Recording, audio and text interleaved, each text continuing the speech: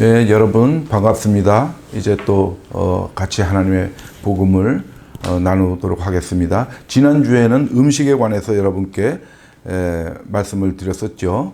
이번 주에는 그 연장선으로 포도주도 일종의 음식이겠죠. 그러나 포도주는 알코올이 들어가 있는 음식이기 때문에 조금 따로 우리가 성경을 근거로 해서 생각해 보는 시간을 갖도록 하겠습니다.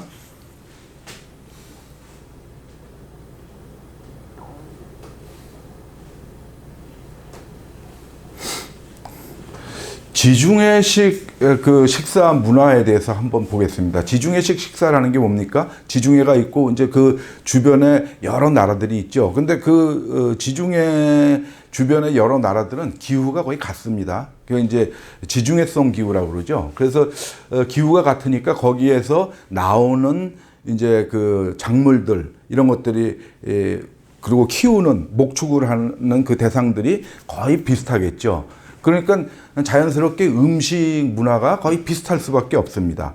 그리고 지난 시간에 말씀을 드린 것과 같이 그 지중해를 주변으로 한 모든 국가는 300년 동안 그 그리스 문화, 즉 헬라 문화죠. 알렉산드로스 대왕 이후에 약 300년 동안 로마가 들어오기 전까지 계속해서 그 헬라 문화에 있었기 때문에 거의 같습니다.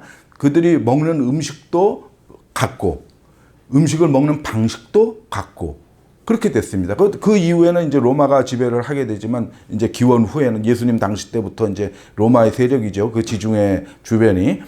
그러나 로마 또한 이미 그 문화가 다 헬라화되어 있는 거고 그다음에 로마 사람들이라는 것이 그리스 사람들의 후손이 세운 거죠. 그래서 거의 문화가 같습니다. 그래서 신화도 다 똑같죠. 신들의 이름만 좀 다를 뿐이죠. 제우스가 주피터로 되고 뭐 이렇게 되는 거죠. 그렇습니다. 그래서 그곳에 예수님 오실 당시에 그 지중해식 식사 문화에 대해서 우리가 잠깐 한번 보겠습니다. 여기 창세 때부터 거의 비슷합니다. 그래서 노아가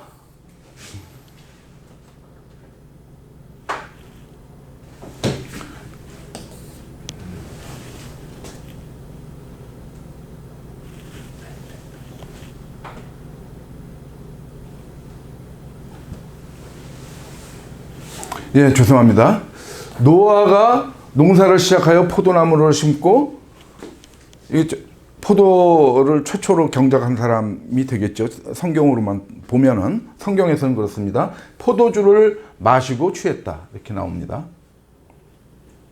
포도주를 노아 때부터 먹기 시작한 거죠. 이미. 그 다음에 이건 누굽니까?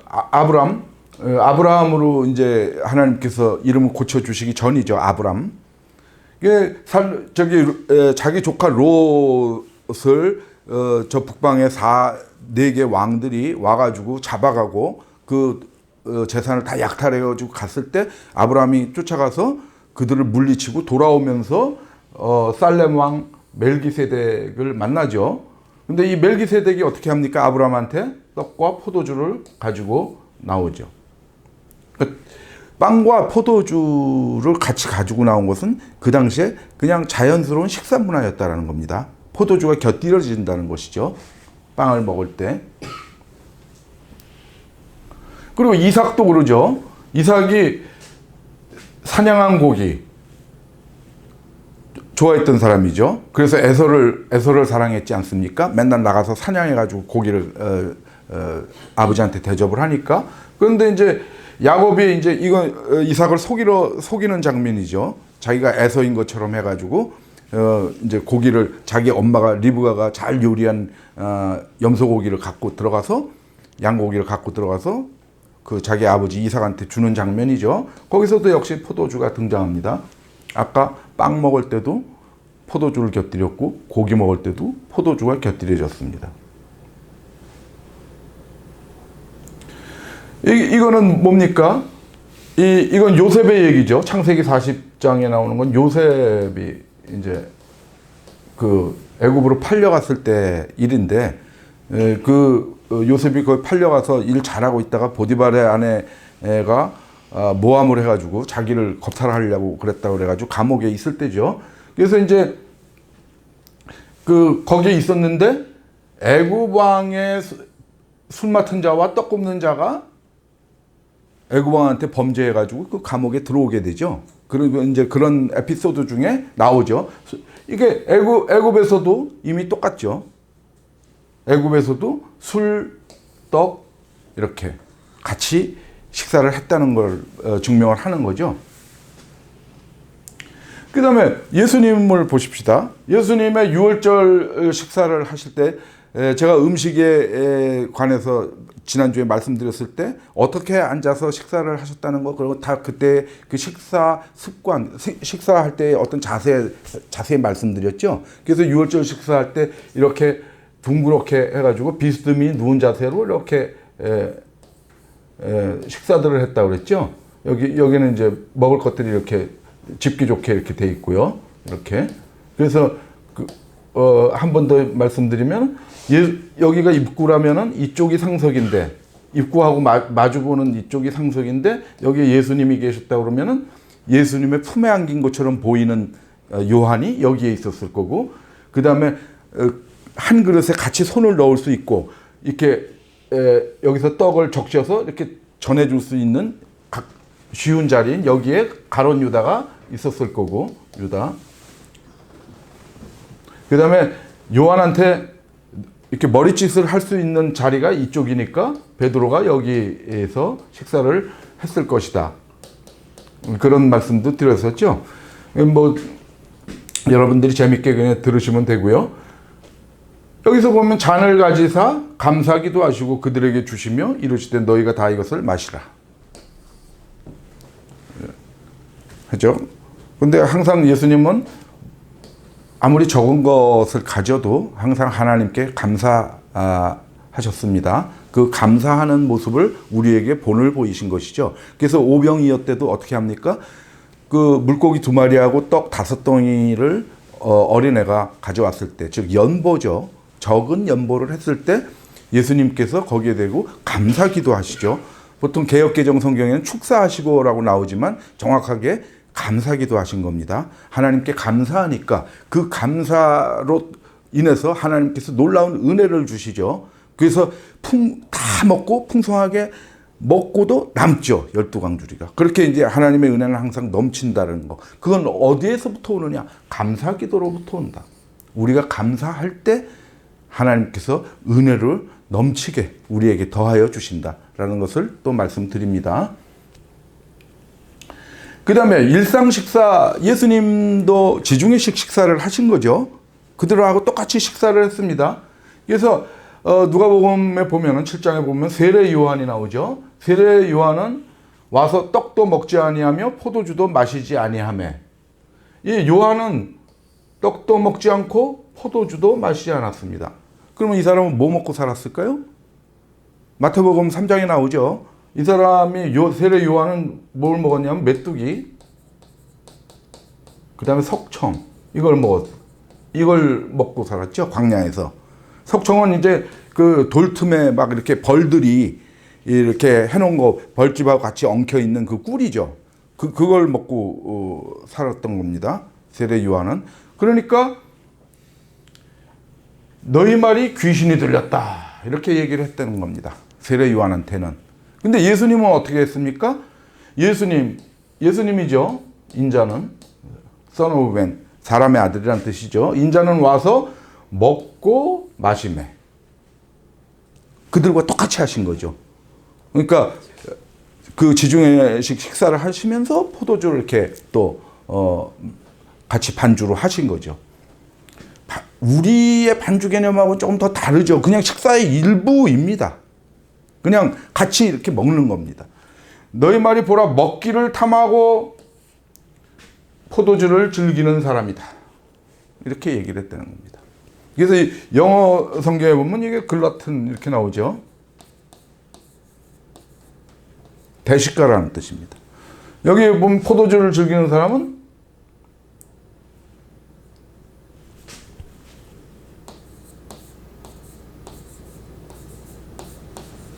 드렁커드 그래가지고 이거 뭡니까? 술고래. 뭐 예수님께서 뭐 얼마나 많이 드시고 뭐 얼마나 술을 고래처럼 마시셨겠습니까? 좀 아무래도 이제 막 계속 걸어 다니시고 그렇게 전도 여행을 하셨던 분이니까 좀 식사하고 그래도 남들보다 조금 식사량도 좀 많고 뭐 조금 그러다 보면 아무래도 같이 먹는 거니까 포도주 조금 더 드셨을 수는 있었겠죠. 근데 이제 이게 비난하는 거죠. 세례 요한이 와서 안 먹으니까 귀신 들렸다 그러고 예수님께서는 좀 먹으니까 뭐 대식가고 무슨 술고래다 이렇게 비난한 겁니다. 그리고 죄인의 친구 여하튼 이들의 비난이 어떠했든 간에 예수님도 똑같이 이렇게 하셨습니다. 그래서 포도주를 드신 겁니다. 우리가 이것은 뭡니까? 문화라는 거 아닙니까? 문화라는 것은 무엇입니까?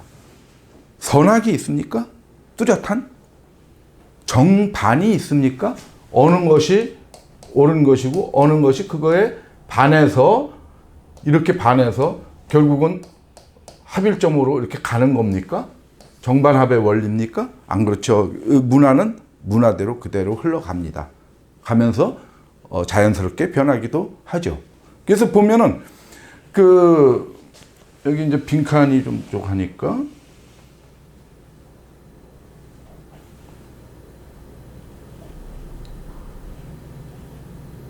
여기가 이제 빈칸이 좀 넉넉해서 이쪽으로 옮겼습니다. 별 다른 뜻은 없습니다. 우리나라의 선교사분들이 19세기 말에 들어오시죠.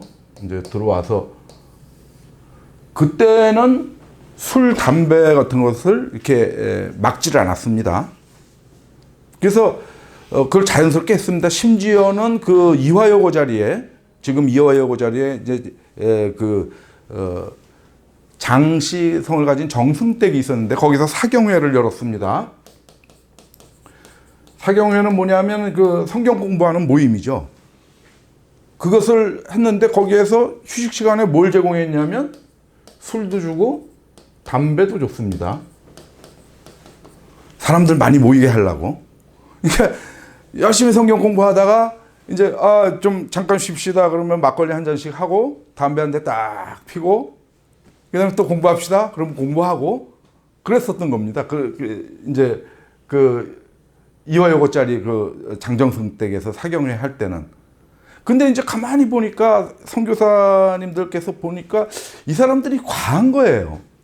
그냥 간단히 그냥 파전에 막걸리 한 잔 이렇게 먹고 또 성경 공부하면 좋은데 본격적으로 먹은 겁니다. 그런 부작용이 초대교회에서도 나타났죠. 성경에 기록되지는 않았지만 성경에도 나오죠. 사도 바울이 이제 먼저 왔던 사람들이 너무 많이 먹어서 나중에 온 사람들은 배고파 죽겠는데 지네들은 이미 딱 거나하게 취하고 배부르고 그런 상태에 있더라. 그래서 너네들 가려서 하라.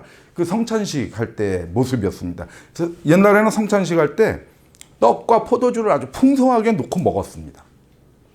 그러다 보니까 어떻게 됩니까? 자꾸 그 부작용이 생기니까 나중에 이제 요만한 잔에다가 포도주 주고 요만한 떡을 주는 거죠. 그래서 그냥 우리가 그 의미만 새기자.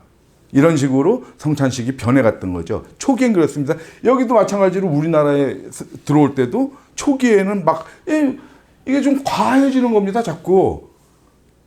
그러니까 이제 1901년에 대한예수교 장로회에서 신앙 지침서를 내는데 거기에서 술 안 돼. 담배 피지 마. 그리고 축첩하지 마. 축첩은 뭡니까? 첩을 두는 거죠. 옛날에 많이 첩이라는 이게 뭐 어떤 조금 비하적인 표현인가는 모르겠는데 다른 단어가 생각이 안 나서 첩을 두는 사람들이 많았어요. 우리나라에. 그래서 그런 거 안 된다 해서 이제 다 금지시킨 겁니다. 그래서 이것이 과해졌을 때 부작용으로 인해서 그렇게 되죠. 근데 이제 이게 문화라는 것이 아까 그러죠.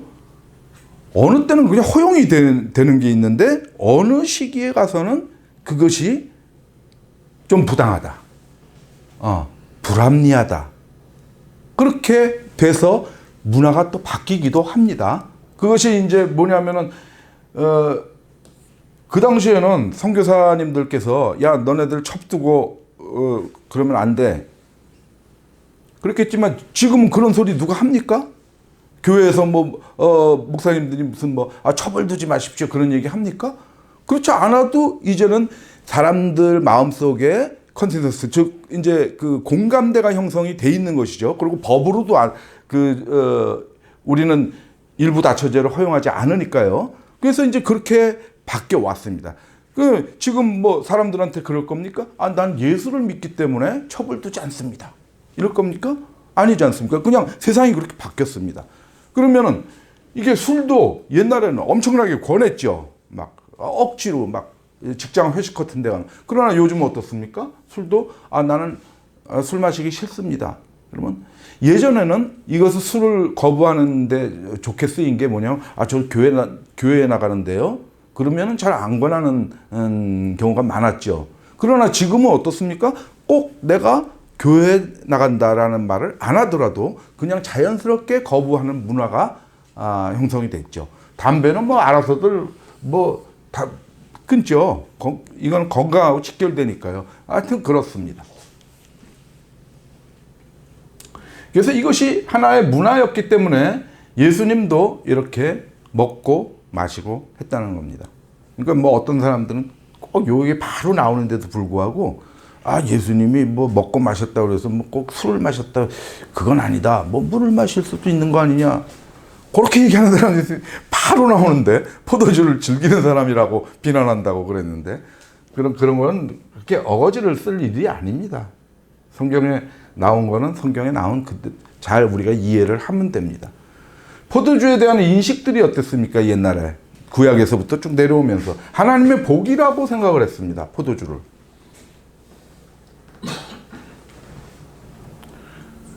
하나님께서 복을 주사 여러 가지 내토지 소산 곡식 포도주 이것을 풍성하게 하시고 이렇게 나오죠. 하나님께서 축복을 하시는 결과라는 거죠. 그다음에 신명기 28장에 보면은 내가 포도원을 심고 가꿀지라도 벌레가 먹음으로 포도를 따지 못하고 포도주를 마시지 못할 것이다. 이것은 뭡니까? 저주죠. 이게 풍성해야 복인데 너네가 우상을 섬기면 이스라엘 백성아 똑바로 들어라 이겁니다. 너네가 우상을 섬기면 요렇게 된다. 그러니까 포도주가 복이라는 것입니다. 사람들의 즐거움이었다는 것입니다. 포도주는. 신명기에 보면은 뭡니까? 내 마음에 원하는 모든 것을 그 돈으로 사되 포도주나 독주 등 네 마음에 원하는 모든 것을 구하고 포도주도 좋고 독주도 좋고 다 네 마음대로 사서 즐겨라. 그리고 레위인 불러서 같이 즐겨라. 그 다음 절에 이렇게 나오죠. 그러니까 여러분들 아주 즐거운 일 있고 그럴 때 목사님들을 이렇게 벤치 시키지 마시고 벤치 이거 속어죠. 아무튼 좀 잘 초대도 하고 그러시길 바랍니다. 여담이고 좀 농담입니다. 이게 어떤 사건이냐면 이게 11조에 관련된 일인데 너네가 11조를 떼서 너네 즐기는데 사용해라 라는 11조가 있습니다. 근데 이제 그거를 가지고 지정된 장소가 있었는데 어떤 장소에 가서 이렇게 즐겨야 되는데 그 장소가 너네가 있는 데서부터 너무 멀면 그거를 팔아서 그 돈으로 이제 그 장소에 와서 그 가까운 데서 사가지고 그거 다 갖고 즐길 거 다 갖고 가기 너무 멀면 그렇게 나오는 거죠. 그래서 이걸 이제 포도주, 독주 이런 걸 마음대로 사가지고 즐겨라.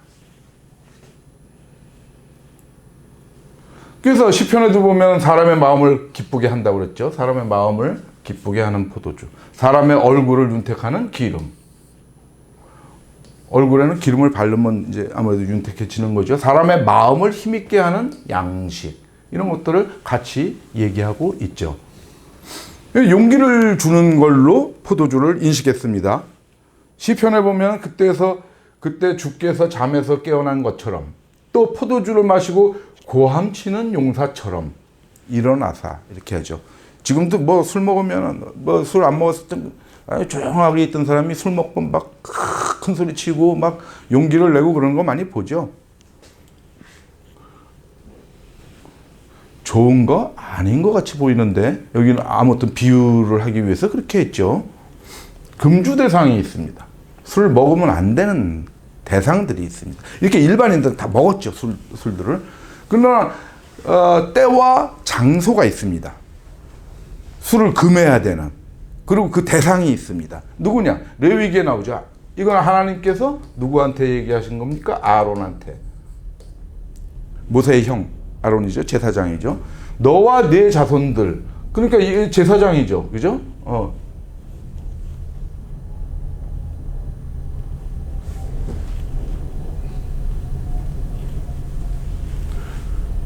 너와 네 자손들이 제사장이죠. 그 회막에 들어갈 때 대상과 어떤 때가 나옵니다. 포도주나 독주를 마시지 말라. 왜 그렇습니까? 목적이 있죠. 술 먹으면, 포도주나 독주를 먹으면 거룩한 것과 속된 것을 분별하기 어렵다라는 거죠. 부정한 것과 정한 것을 분별하기 어렵다라는 것입니다. 그렇기 때문에 너네가 회막에 들어갈 때, 지금도 이렇게 예배를 인도하기 위해서 목사가 이제 그 강단에 설 때 술 먹고 포도주나 독주 마시고 들어가면 안 됩니다. 그런 사람 없겠죠. 그렇게 되면은 죽습니다. 그 당시에 여호와 하나님께서 너네 그렇게 하고 들어가면 죽는다. 임산부, 술 먹으면 안 되겠죠. 그냥 당연한 얘기들이지만 성경에 나온 구절들이 나오니까 한번 그냥 살펴보고 가는 겁니다. 내가 임신하여 아들을 낳으리니 이제 포도주와 독주를 마시지 말라.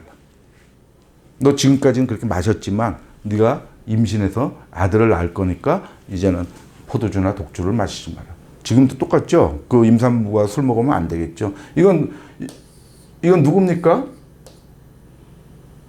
이름이 없습니다. 그 남편 이름만 나옵니다. 마노아.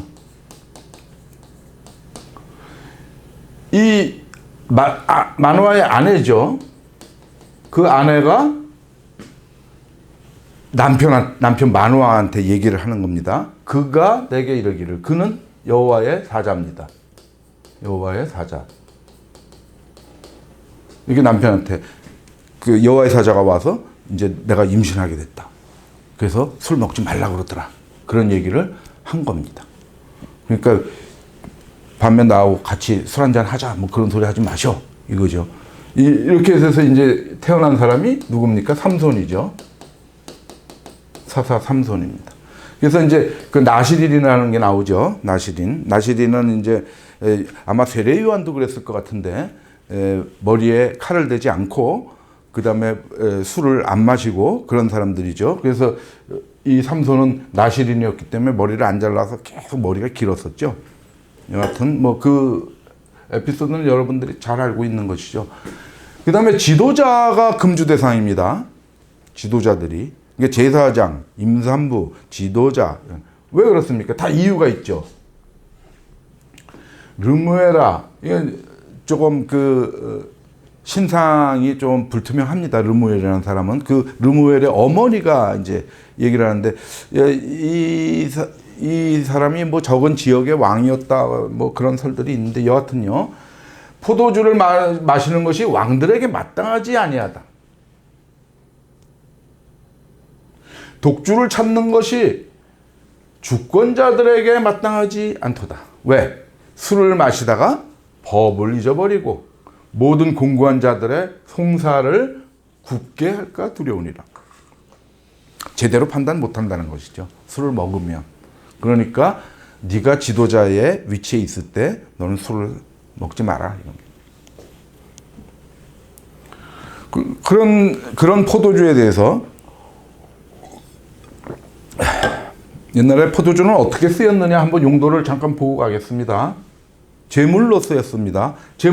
특별히 포도주를 이렇게 번제물에다가 이렇게 뿌리는 제사가 있었어요. 그게 전제입니다. 전제인데 영어로는 드링크 오퍼링이라고 합니다. 이렇게 포도주를 붓는 거니까요. 그 다음에 선물 중에 그 아주 좋은 선물에 필수품이 포도주였습니다. 여기서 이제 예를 든 게 아비가일이 다윗한테 한 거죠. 아비가일은 누굽니까? 나발의 아내죠. 나발의 아내인데 어떻게 된 사건입니까? 다윗이 나발한테 원래 선대를 해줬죠. 잘 대해줬습니다. 그 부하들도 잘 보살펴주고요. 근데 나발이 어떻게 했습니까? 다윗한테 나중에 푸대접했죠. 그러니까 다윗이 어떻게 하려면 나발을 치려고 그랬습니다. 쳐 없애려고 그러니까 아비가일이 그 얘기를 듣고 다윗한테 온 거죠. 다윗한테 와서 잔뜩 선물을 싸가지고 옵니다. 그때 아비가일이 급히 다 죽여버릴 것 같으니까 다윗이.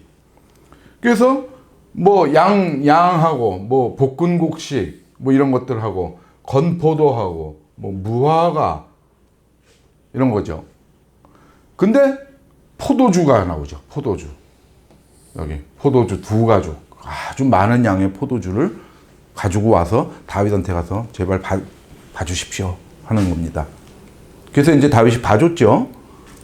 그랬는데 그 나발을 어떻게 했습니까? 여호와 하나님께서 치셨죠. 여호와 하나님께서 치셨습니다. 그것을 사무엘서를 잠깐 한번 보겠습니다. 지금까지 한 얘기 뒤에 한 열흘 후에 여호와께서 나발을 치심에 그가 죽으니라. 사무엘상 25장 36절 38절 그래서 39절에 나오는 말씀입니다. 여호와 하나님께서 나발을 쳐 죽였다는 겁니다. 그러니까 39절에 어떻게 나오냐면 그 얘기를 다윗이 듣고 뭐라고 얘기합니까? 나발에게 당한 나의 모욕을 갚아주사 종으로 악한 일을 하지 않게 하신 여호와를 찬송할지로다. 이렇게 얘기합니다. 다윗이. 이 모욕이죠. 모욕을 나한테 준 나발을 갚아주사 나로 하여금 악한 일을 하지 않게 하신 여호와를 찬송하라. 이 친다는 거죠. 이게 뭡니까? 악한 일입니다. 이게 악한 일이라는 걸 고백하고 있습니다. 나로 하여금 악한 일을 하지 않게 하신 여호와 하나님께 찬송한다고. 그러면 이 악한 일을 누가 한 겁니까? 이거 하나님이 하신 거 아닙니까? 하나님이 악한 일을 하셨다는 거예요. 자기 대신에 다윗이. 이렇게 구약의 하나님은 왜곡되고 있습니다. 누구에 의해서? 이스라엘 백성들에 의해서. 자기네만의 하나님, 자기네만 철저히 보호하고 자기 민족 아닌 모든 민족은 적으로 삼고 쳐 죽여도 되고 마음대로 그런 대상으로 왜곡시킨 하나님들이 등장합니다. 구약에는. 그래서 어떻게 됩니까? 여호수아에 어떻게 나옵니까? 여호수아 6장에 보면은 6장 8장에 보면은 이건 여리고성 칠 때죠. 여리고성이고 8장에는 뭡니까? 아이성을 칠 때죠. 이때는 애들 시켜서 쭉 해서 여리고성 뱅뱅 돌아라. 그럼 무너질 거다. 아이성 칠 때는 너네들 몇 명 아주 그 잘 싸우는 애들 잠복시켜 있다가 다 죽여라. 하나님께서 그렇게 얘기하신다는 겁니다. 하나님께서 무슨 그 자잘한 작전 지시까지 다 하십니까? 그리고 여리고성 그렇게 작전 지시하신 대로 가가지고 여리고성이 무너졌다 칩시다. 거기서 어떻게 합니까? 여호수아의 군대가. 여기에 있는 남녀노소를 다 죽입니다.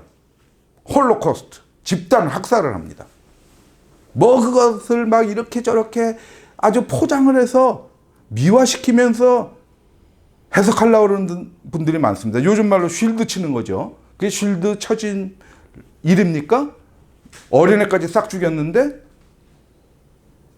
그것은 뭐냐면 여호와께서 그렇게 얘기하신 것이 아니기 때문에 우리가 어거지로 쉴드 칠 일이 아니라는 겁니다.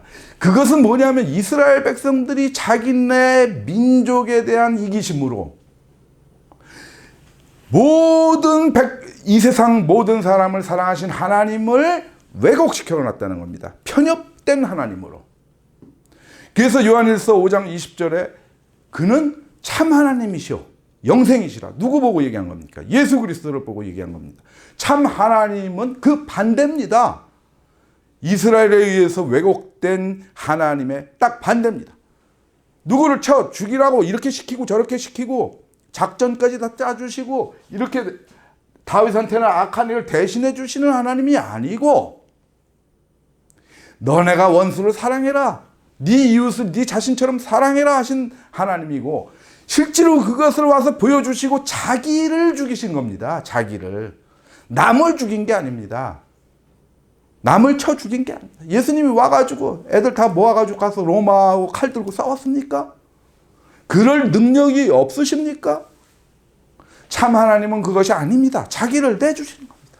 자기 생명까지 내주셔서 우리를 불쌍히 여기시고 사랑하시고 그 사랑이신 하나님을 믿고 예수 그리스도를 믿고 우리도 그렇게 본받아서 살려고 노력하면 예수 그리스도 안에 있는 것이고 예수 그리스도 안에 있음으로 예수 그리스도와 함께 하늘에 앉히시게 하시는 것입니다. 그것이 참 하나님입니다. 그래서 예수님께서 뭐라 그러면 이런 하나님 다 아니다라는 겁니다. 이거는 요한 때까지다. 그 이후에는 하나님의 복음이 전파된다. 하나님의 복음은 이거 아니다. 구약 아니다. 그거는 요한 때까지다. 너네들한테. 내가 와서 하나님의 복음을 전한다. 내가 전하는 하나님이 참 하나님이다. 그것이 진짜 하나님입니다. 너네들이 왜곡시킨 잔뜩 신화와 전설 이런 것들 거짓말 막 소설 쓰기 이런 걸로 왜곡해 놓은 그런 편협한 하나님이 아니다. 그 말씀을 예수님께서 오셔서 해 주신 것입니다. 사실 포도주와 관련이 없는 것 같지만 그 포도주를 얘기하는 중에 제가 오늘 가장 드리고 싶었던 말씀입니다.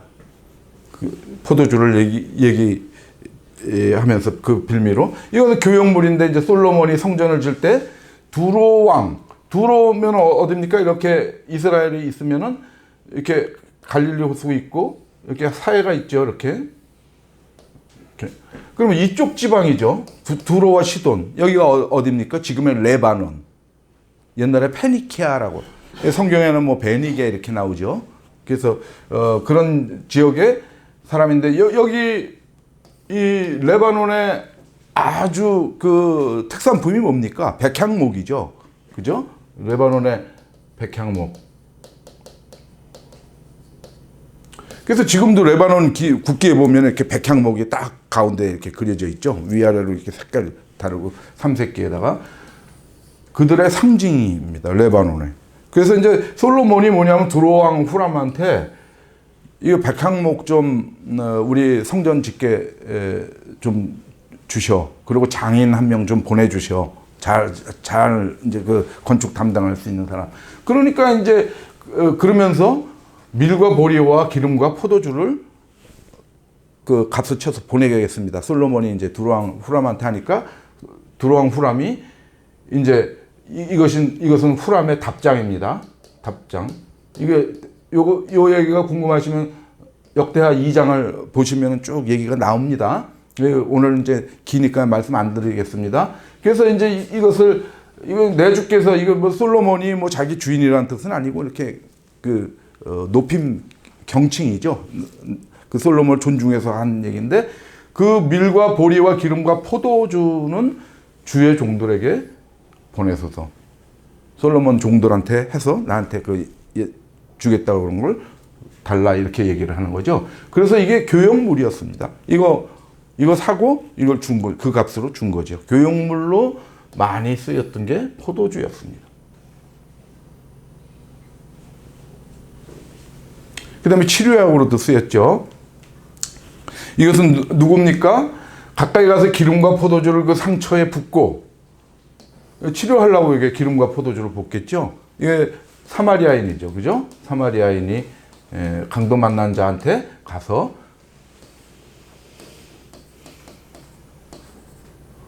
사랑을 베푸는 장면입니다. 이렇게 치료해주고 또 여관 주인한테 가서 데나리온 2개를 주죠. 그래서 예수님께서 그러시죠. 누가 너에게 좋은 이웃이냐? 사마리아인입니다. 그러니까 이웃이 이렇게 정해져 있는 것이 아니죠. 우리가 사랑을 베푸는 그 상대가 이웃이 되는 겁니다. 내가 그 사람한테 선한 이웃이 되면 내가 되는 겁니다. 그래서 뭐 302호, 303호 이분들이 한테만 이렇게 사랑을 베푸는 게 아닙니다. 이웃이 딱 거기 정해져 있는 게 아니고 내가 사랑을 베풀면 그가 이웃이 되는 겁니다. 그가 내가 사랑을 베푸는 대상이 아프리카에 있던 유럽에 있던 그렇죠. 우리 이웃을 폭넓게 생각합니다. 내가 이웃인 겁니다. 내가. 그렇게 이웃이 형성되는 그것이 내 이웃을 내 자신같이 사랑하라. 그때 우리가 적용을 시켜야 될 이웃의 개념이겠죠. 그 다음에 치료약으로 쓰이는데, 이제 이건 누가 누구한테 한 얘기입니까? 사도 바울이 디모데한테 한 거죠. 디모데가 이렇게 위장병도 있고, 뭐 병이 좀 잦은 병 치료를 하는 모양이에요. 그래서 포도주를 조금씩 쓰라. 포도주 왕창 쓰지 마요. 포도주 위장 나쁜데 포도주 치료하겠다고 왕창 먹으면 버리겠죠, 오히려. 그래서 조금 뭐 이게 약간의 효과는 있는 모양입니다. 근데 보니까 이게 위장이 나쁜 사람은 와인을 마실 때 레드 와인을 마셔야 됩니다. 화이트 와인은 아주 나쁩니다. 그것을 알아두셔야 됩니다. 근데 이게 뭐 얼마나 위장병에 효과가 있었겠어요. 그래서 보면은 일종의 위약 효과, 플라시보 이펙트라고 그러죠. 플라시보 효과라고 그러는데,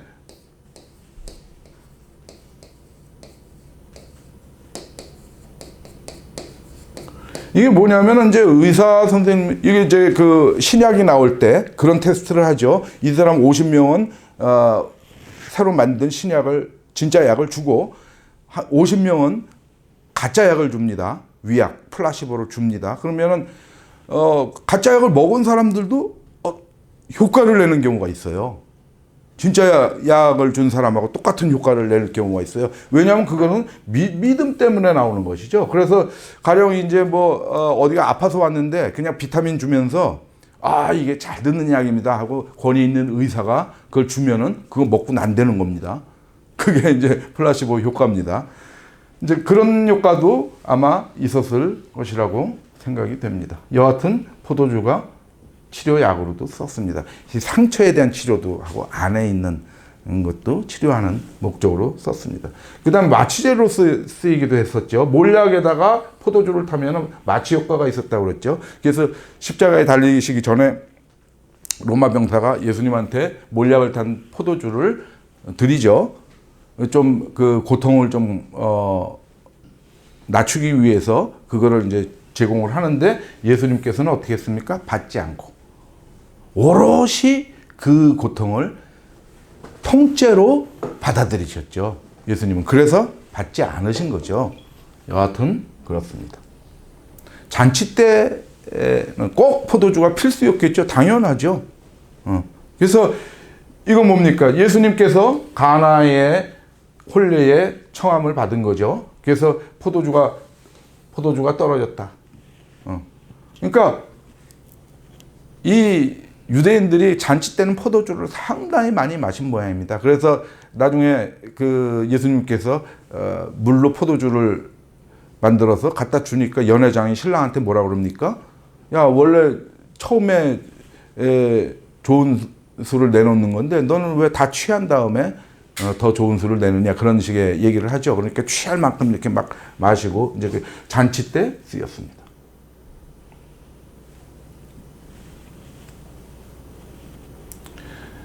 여기 이제 그 포도주의 용도에 대해서 제가 쭉 말씀을 드렸는데, 선물로도 쓰이고, 근데 아비가일이 다윗한테 했을 때, 그때 다윗의 아비가일의 남편 나발이 죽은 후에 다윗이 보인 반응들, 그런 거를 제가 이제 좀 말씀드리고 싶어서 그렇게 했습니다. 경계와 권고. 아까 포도주에 대한 인식을 제가 말씀드렸는데, 죄송합니다. 잠깐. 거기엔 좀 긍정적인 면들을 제가 적어놨습니다. 왜냐하면 부정적인 면은 이쪽 경계와 공고 쪽에서 얘기를 하기 위해서 그렇죠. 잠언에서는 포도주를 어떻게 보고 있습니까? 거만하게 하는 것이라고 나쁘게 보고 있죠.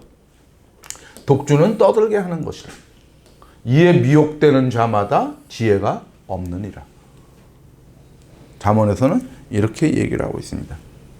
포도주가 거만하게 하는, 요즘 우리나라한테 오히려 더 적용이 되는 것 같습니다. 뭐 와인 뭐 좋아하는 사람들, 그런 사람들은 뭐 와인이 어떻고 저떻고 하면서 좀 이렇게 거만을 좀 떠는 경우가 있죠. 아무튼 부정적입니다. 에베소서 이제 본격적으로 신약으로 들어오면은 예수님의 제자들이 술을 보는 그 관점이 있습니다. 취하지 말라는 겁니다. 술을. 이때도 계속 이제 그 포도주를 마시는 거죠. 계속해서 뭐 예수님하고 같은 시대 사람들이니까. 근데 이걸 오바해서 너무 마셔서 술 취하지 말라. 이는 방탕한 것이다. 술 취하는 것은 방탕한 것이라고 분명히 얘기하고 있습니다. 그래서 경계하고 있는 것입니다. 오히려 성령으로 우리는 항상 성령 충만한 생활을 해야 한다. 술로 충만한 그런 상태가 되지 말고요. 그래서 디모데 전서에서는 이 집사들한테 얘기를 합니다. 우리의 딱 지금 교회 집사라고만 꼭 생각하면 안 되고, 교회에서 이제 봉사하는 분들, 여기에는 뭐 다 들어가겠죠. 뭐 목사도 들어가고 장로도 들어가고 다 그런 대상들인데, 일구연하지 마라. 근데 강조하는 게 술에 임박히지 아니하고, 아까는 술 취하지 마라. 그러니까 과음하지 말라. 그 다음에 뭐냐면은 자주 먹지 말라는 거죠. 술 달고 살지 말라는 겁니다.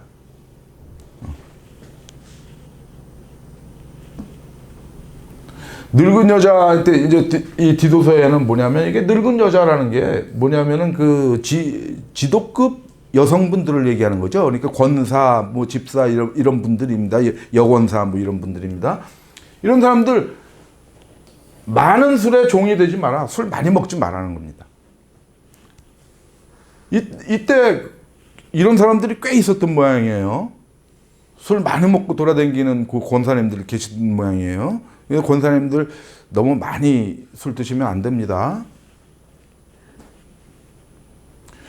이것이 뭐냐면 자유와 배려에 관한 상관관계를 우리가 봐야 됩니다. 그 자세로 음식과 술을 우리가 그 자세로 대해야 됩니다.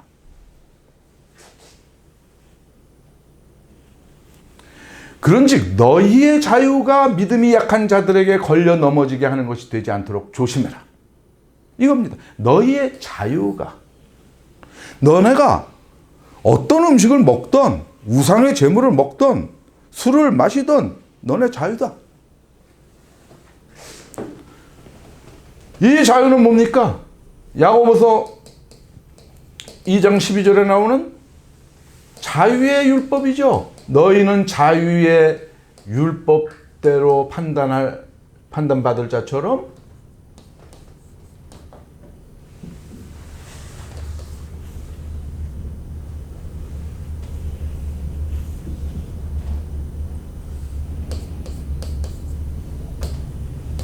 말도 하고 행동하기도 하라.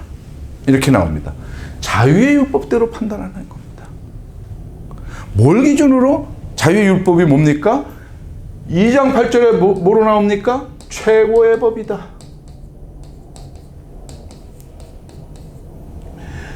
1장 25절에 뭐라고 나옵니까? 자유롭게 하는 온전한 율법. 자유롭게 하는 온전한 자유의 율법, 최고의 법. 뭐라고 설명하고 있습니까? 2장 8절에 내 이웃을 내 자신과 같이 사랑하라. 그겁니다. 그것이 최고의 법이고, 그것을 기준으로 너네가 자유롭게 판단하라는 겁니다. 그것이 자유의 율법이고, 자유롭게 하는 온전한 율법입니다. 그래서 로마서 13장 10절에 뭐라 그럽니까? 사랑은 이웃에게 악을 행하지 아니하나니 그러므로 사랑은 율법의 완성이다. 그 얘기를 똑같이 하고 있습니다. 온전한 율법, 완성이라는 겁니다. 사랑, 최고의 법, 사랑하라입니다. 그걸 기준으로 해서 너네가 자유롭게 판단하라는 겁니다. 그것이 칸트에게 오면은 정언명령, 자기한테 내리는 명령이죠. 자기가 자율로, 자유의 율법을 기준으로 해서 공자로 가면 인이 되고 그런 겁니다. 그런데 설명들이 그들이 조금 불완전한 게 뭐냐면 이거 씨앗이죠. 사람한테는 어떤 공통적인 씨앗을 갖고 있다라는 겁니다. 그것이 우리의 양심을 이제 컨트롤한다는 건데 그 자체가 무엇이라는 것을 명확하게 답을 못 내놓고 있죠. 칸트도 그렇고 공자도. 성경은 분명히 얘기하고 있습니다. 그것이 사랑이라는 겁니다. 사랑이 기준으로 돼서 사랑이 너를 컨트롤하고 너가 모든 것을 판단하라는 겁니다. 그런데 중요한 것은 무엇입니까? 너희의 자유가 믿음이 약한 자들에게 장애물이 되면 안 된다는 겁니다. 장애물이. 너네가 술을 먹는데 어떤 사람이 보고 야, 목사가 술을 먹네. 그래도 되는 거야? 예수님도 드셨는데 사실 술을 상처받아서 야 이거 뭐 교회 뭐 내가 다녀야 되겠어? 뭐 세상이나 똑같네. 교회나 그렇게 해가지고 안 나오면 되겠습니까? 안 되죠. 그래서 그들을 위해서 나의 자유를 내 스스로 속박하는 자유 또한 우리가 갖고 있는 것입니다. 그것이 스스로 통제하는 것입니다. 우리를. 그 정신입니다. 음식도 술도 똑같습니다. 내가 말한 여기서 이제 판단의 문제가 나옵니다. 잠깐 말씀드렸죠. 내가 말한 양심은 너희의 것이 아니요 남의 것이니 어찌하여 내 자유가 남의 양심으로 말미암아 판단을 받으리요.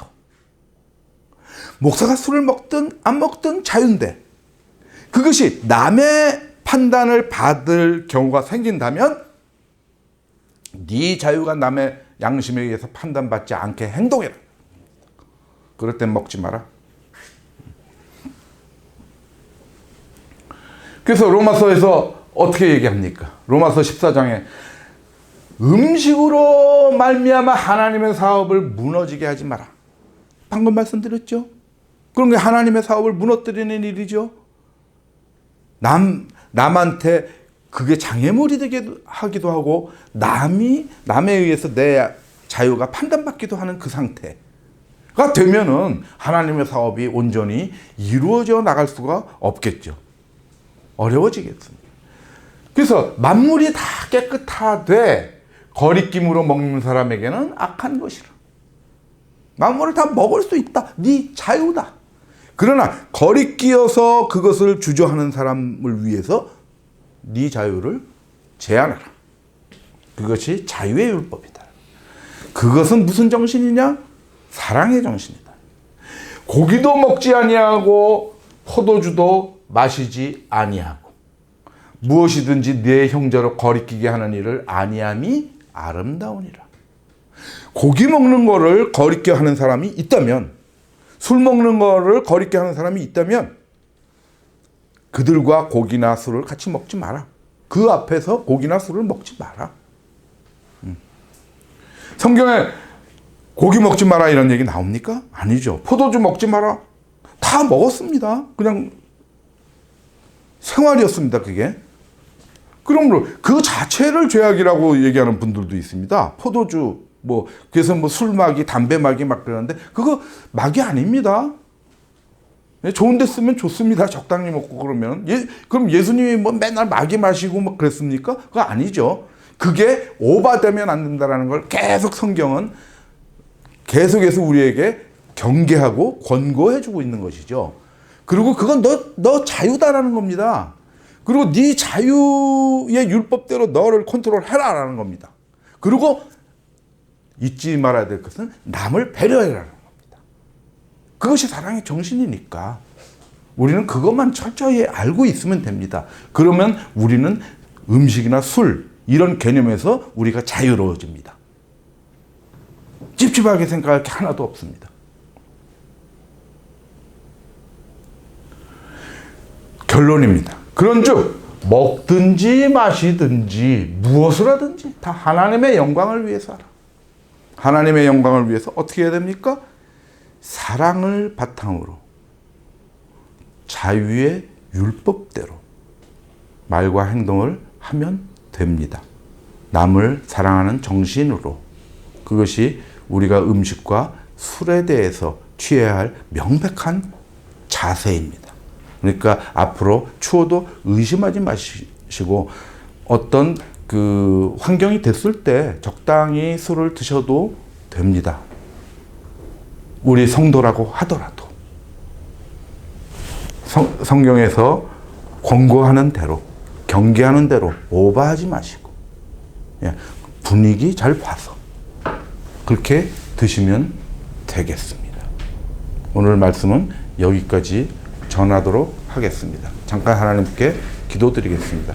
아버지 하나님, 우리가 신앙생활을 하면서 우상의 제물, 곧 제사 음식 같은 것들, 그리고 우리가 술, 그런 것 때문에 상당히 우리가 아주 이렇게 마음의 갈등을 빚을 때가 많습니다.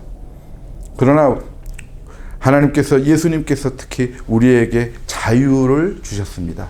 그 자유의 기준은 사랑을 기준으로 해서 우리가 자유롭게 판단하는 것이 아닙니까? 우리가 그렇게 살아갈 수 있도록 하십시오. 우리가 무엇을 하든지 하나님의 영광을 위해서 먹든지 마시든지 무엇을 행하든지 사랑을 기준으로 우리가 자유스럽게 판단하고 남을 배려하는 그런 삶을 살아갈 수 있도록 언제나 인도해 주시옵소서. 예수 그리스도 이름으로 기도드렸습니다. 아멘.